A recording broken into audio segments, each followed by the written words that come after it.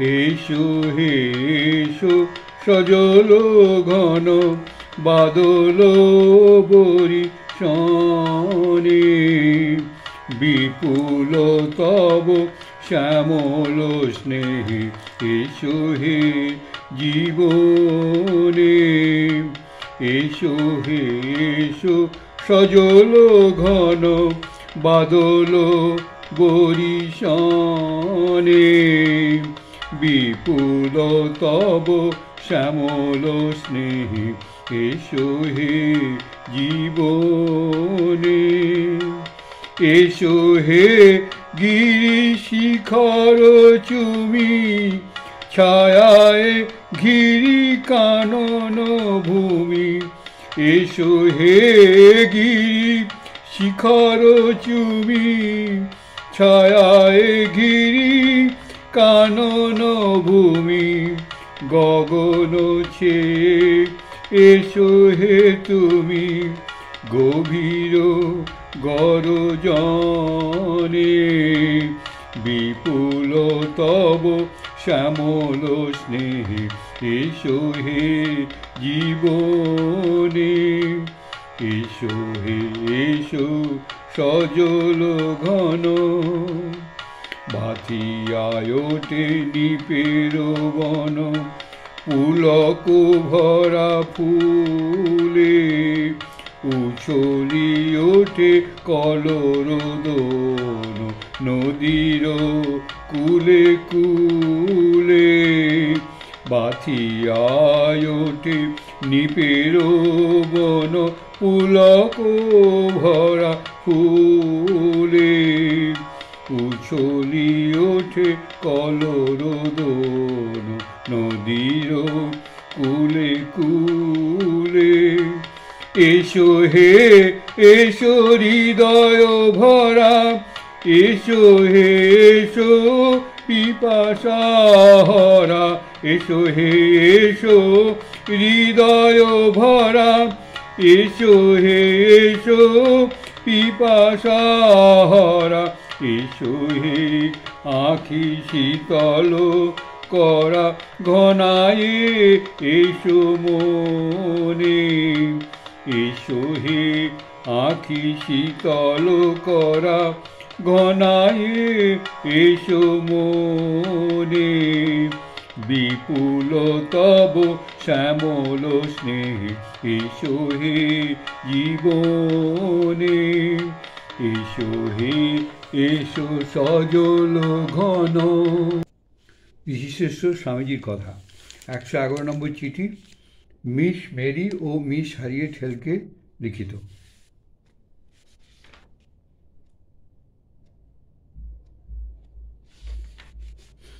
Green একাকার in Eliot main, 31শে July 1894। প্রিয় ভগিনীগণ, আমি অনেকদিন তোমাদের কোনো পত্রাদি লিখিনি, লিখবার বড় কিছু ছিল না। এটা একটা বড় সরাই ও খামার বাড়ি। এখানে খ্রিশ্চান সায়েন্টিস্টগণ তাদের সমিতির বৈঠক বসিয়েছে। যে মহিলাটির মাথায় এই বৈঠকের কল্পনা প্রথমে আসে, তিনি গত বসন্তকালে নিউ ইয়র্কে আমাকে এখানে আসবার জন্য নিমন্ত্রণ করেন, তাই এখানে এসেছি। এই জায়গাটি বেশ সুন্দর ও ঠান্ডা, তাতে কোনো সন্দেহ নেই। আর আমার শিকাগোর অনেক পুরাতন বন্ধু এখানে রয়েছেন। মিসেস মিলস, মিস স্টকহ্যামের কথা তোমাদের স্মরণ থাকতে পারে।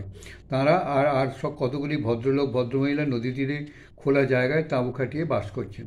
তারা খুব ফুর্তিতে আছেন এবং কখনো কখনো তারা সকলেই সারাদিন, যাকে তোমরা বৈজ্ঞানিক পোশাক বলো, তাই পরে থাকেন। বক্তৃতা প্রায় প্রত্যহী হয়। বস্টন থেকে মিস্টার কলভিল নামে একজন ভদ্রলোক এসেছেন। লোকে বলে তিনি প্রত্যহ ভাবাবিষ্ট হয়ে বক্তৃতা করেন। ইউনিভার্সাল ট্রুথের সম্পাদিকা, যিনি জিমি মিলস প্রাসাদের উপরতলায় থাকতেন, এখানে এসে বসবাস করছেন। তিনি উপাসনা পরিচালনা করছেন ও মনঃশক্তি বলে সব রকমের ব্যায়াম ভালো করবার শিক্ষা দিচ্ছেন। মনে হয় এরা শীঘ্রই অন্ধকে চক্ষুদান এবং এই ধরনের নানা কর্ম সম্পাদন করবেন। মনে হয় এরা শীঘ্রই অন্ধকে চক্ষুদান এবং এই ধরনের নানা কর্ম সম্পাদন করবেন। মোট কথা, এই সম্মিলনটি এক অদ্ভুত রকমের। এরা সামাজিক বাধাবাধীর নিয়ম বড় গ্রাহ্য করে না, সম্পূর্ণ স্বাধীনভাবেও বেশ আনন্দে আছে। মিসেস মিলস বেশ প্রতিভা সম্পন্না, অন্যান্য অনেক মহিলাও তদ্রূপ। ডেট্রয়েটবাসিনী আরেকটি উচ্চশিক্ষিতা মহিলা সমুদ্র দিক থেকে 15 মাইল দূরবর্তী একটি দ্বীপে আমায় নিয়ে যাবেন। আশা করি তথায় আমাদের পরমানন্দের সময় কাটবে। মিস আর্থার স্মিথ এখানে রয়েছেন। মিস গানসি স্কট থেকে বাড়ি গেছেন। আমি এখান থেকে ইনিয়সকম যেতে পারি বোধহয়। স্থানটি সুন্দর ও মনোরম, এখানে স্নান করার ভারী সুবিধা। কোরা স্টকহাম আমার জন্য একটি স্নানের পোশাক করে দিয়েছেন। আমিও ঠিক হাঁসের মতন জলে নেমে স্নান করে মজা করছি। এমনকি জলকাদায় যারা বাস করে, যেমন হাঁস ব্যাঙ, তাদের পক্ষেও বেশ উপভোগ্য। আর বেশি কিছু লেখবার পাচ্ছি না, আমি এখন এত ব্যস্ত যে মাদার চার্চকে পৃথকভাবে লেখবার আমার সময় নেই। মিস হাউকে আমার শ্রদ্ধা ও প্রীতি জানাবে। বস্টনের মিস্টার উড এখানে রয়েছেন, তিনি তোমাদের সম্প্রদায়ের একজন পান্ডা।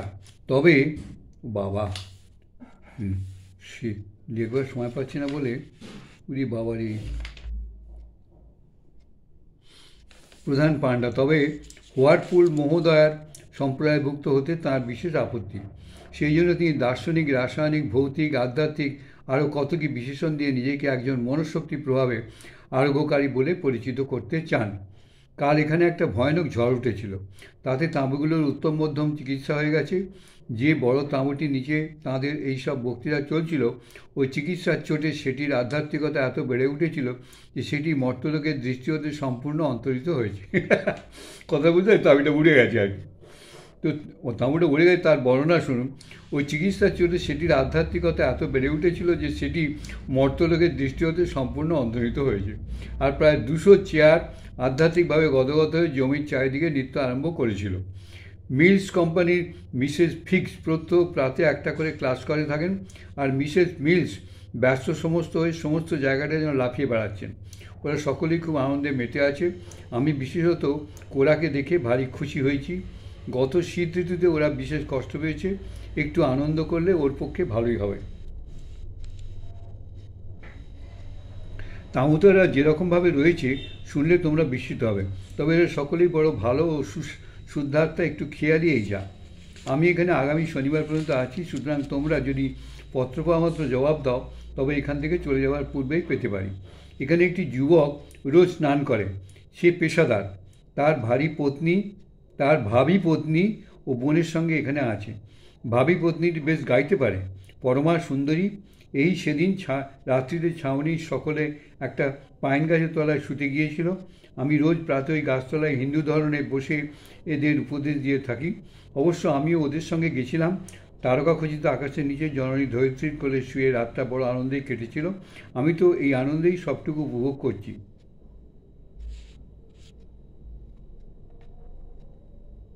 এই চিঠিটা দুবারে পড়তে হবে।